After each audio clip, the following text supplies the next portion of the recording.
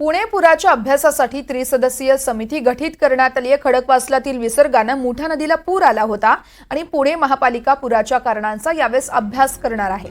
नदीतील कचरा भरावामुळे पूर आल्याने अनेकांचा दावा आहे, तर याच दाव्यामुळे आता यासाठी पुराच्या अभ्यासासाठी त्रिसदस्यीय समिती गठीत करण्यात आली आणि हीच समिती अभ्यास करणार आहे आणि अहवाल सादर करेल।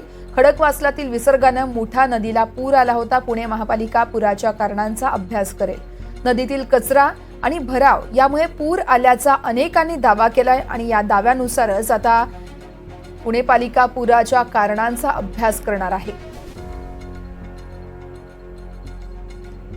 या संदर्भात अधिक माहिती जाणून घेऊयात। आमचे प्रतिनिधी राहुल कुलकर्णी आहेत आपल्यासोबत। राहुल, आपण पाहतोय पुण्यामध्ये जो पूर आला होता त्या पुराच्या अभ्यासासाठी आता त्रिसदस्यीय समिती गठीत करण्यात आली आहे। कशा पद्धतीने ही समिती अभ्यास करणार आहे?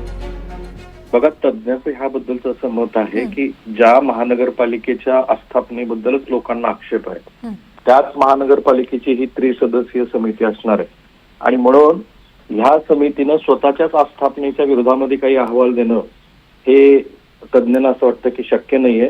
खरं म्हणजे असे तज्ञ घ्यायला हवे होते की जे बिल्डर, राजकारणी आणि ऍडमिनिस्ट्रेशन ह्या तिघातल्याही संगनमताचं काहीतरी स्वरूप महाराष्ट्राला दाखवतील, पण तसं न करता महानगरपालिकेने स्वतःचीच एक समिती स्थापन केलेली आहे। ही त्रिसदस्यीय समिती आहे।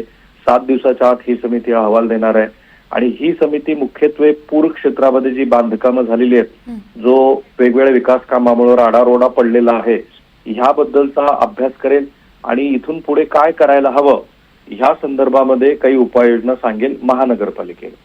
निश्चितच त्यामुळे अहवाल नेमका काय येतो हे पाहावं लागेल। राहुल, तुर्तास धन्यवाद आपण दिलेल्या सविस्तर माहितीसाठी।